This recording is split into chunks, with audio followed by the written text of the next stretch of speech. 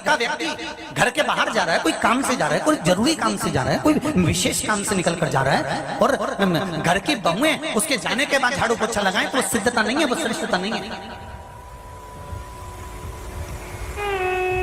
किसी के जाने के बाद झाड़ू पोछा कब लगता है तुमको अच्छे से मालूम है।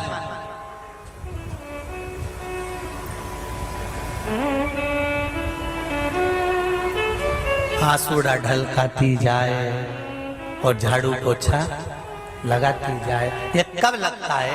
जब कोई अच्छे से ही चला जाता है, तब झाड़ू पोछा लगता है। सनातन हिंदू धर्म की आज भी रीति है, कोई जाता है घर से, अपने घर का व्यक्ति सदस्य कोई विशेष कार्य के लिए जा रहा है तो झाड़ू पोछा नहीं लगना चाहिए। थोड़ी बाद में, या तो पहले लगाओ या फिर आधा एक घंटा रुक जाओ, उसके बाद में लगाओ। जैसे एक दुर्वा, कितनी दुर्वा? एक दुर्वा, मात्र एक दुर्वा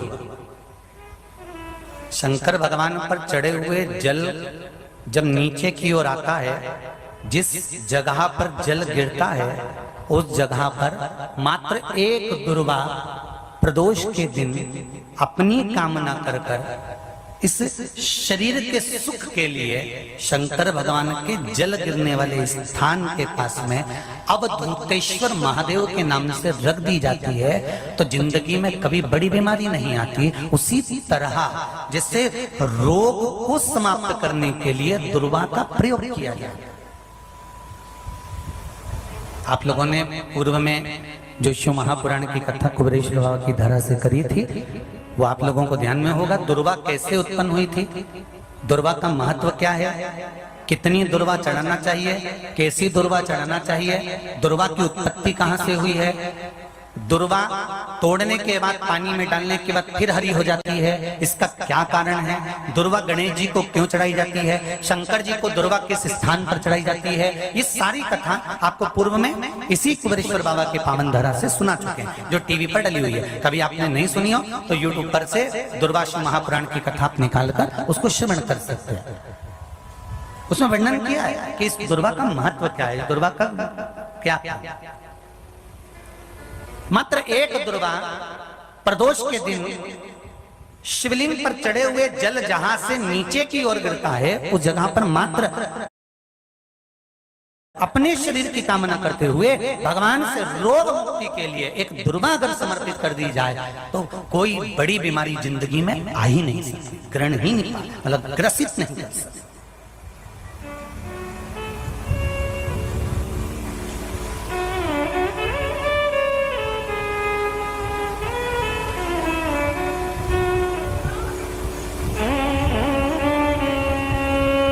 एक और अच्छी बात है, बहुत ध्यान लगाकर सुनिएगा जरा। जितने आस्था चैनल पर सुन रहे हो, यूट्यूब पर सुन रहे हो, फेसबुक पर सुन रहे हो या इस पंडाल में श्रवण कर रहे हो, बहुत सावधानी से ध्यान दीजिएगा। कभी श्रावण महीने में अगर आप शंकर जी के मंदिर में जाएं और शिव मंदिर किसी वृक्ष के नीचे हो, बट वृक्ष के नीचे हो, चाहे पीपल के वृक्ष के नीचे हो, चाहे वो आंवले के वृक्ष के नीचे हो, चाहे वो बेलपत्री के वृक्ष के नीचे हो, चाहे वो शमी के वृक्ष के नीचे हो, चाहे जिस वृक्ष, कोई भी वृक्ष के नीचे अगर कोई शिवालय है, शंकर जी का कोई मंदिर या शंकर जी का कोई शिवलिंग रखा हुआ है, तो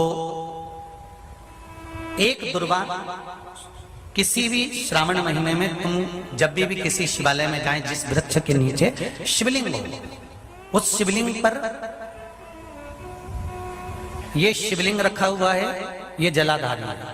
जलाधारी पर जहां शिवलिंग रखा हुआ है वहां कटी भाग है, कटी भाग माता पार्वती जी का हस्तकमल, उसके ऊपर रखा हुआ है शिवलिंग, सामने अशोक सुंदरी और भगवान शंकर के दोनों पुत्र गणेश कार्तिकेय, ऊपर से जल गिरता है जया विषहारा शामलीवारी दौतली देव, ये भगवान शंकर की 5 बेटियां। तो जो कटी भाग, इस कटी भाग पर अगर मात्र एक दुर्वा समर्पित कर कर, जिसकी किडनी या लीवर डैमेज हो रहा हो, काम नहीं कर रहा हो, या किडनी लीवर में कोई तकलीफ हो रही हो, या डायलिसिस चल रहा हो, तो मात्र एक दुर्वा उस कटी भाग पर श्रावण महीने में समर्पित कर कर उस दुर्वा के 7 टुकड़े कर कर 7 दिन प्रतिदिन सुबह के समय पर उसको चबाकर खा लेने पर या निगल जाने पर धीरे धीरे धीरे धीरे डायलिसिस बंद होने लगता है और किडनी लीवर अपना काम करना प्रारंभ कर देता है। दुर्वा कोई साधारण नहीं है। विष्णु पुराण में, पद्म पुराण में, अग्नि पुराण में, नर्मदा पुराण में, शिव महापुराण के अंतर्गत दुर्वा की महत्वता है।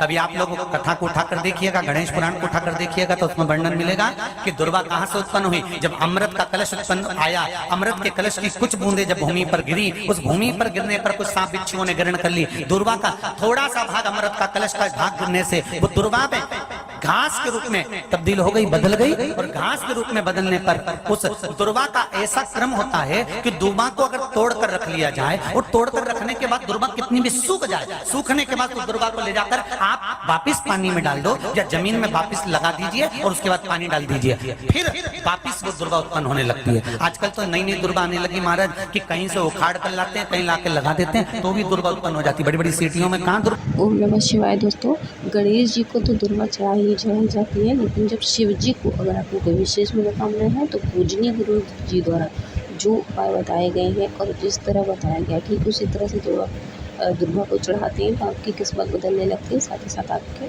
ज़िंदगी में भी जो भी मुश्किलें आती हैं वो धीरे धीरे आसान रहने लगती है। आई होप कि आपके लिए वीडियो बहुत यूजफुल रही होगी। वीडियो अगर आपको अच्छी लगी हो तो प्लीज़ चैनल को सब्सक्राइब कीजिएगा, साथ ही वीडियो को लाइक और शेयर करना ना भूलें ताकि हम आपके लिए ऐसे ही जानकारी वाली वीडियोज़ लेकर आते हैं। मिलेंगे नेक्स्ट वीडियो में, तब तक महादेव की कृपा आप सभी पर बनी रहे। ओम नमः शिवाय। जय माता।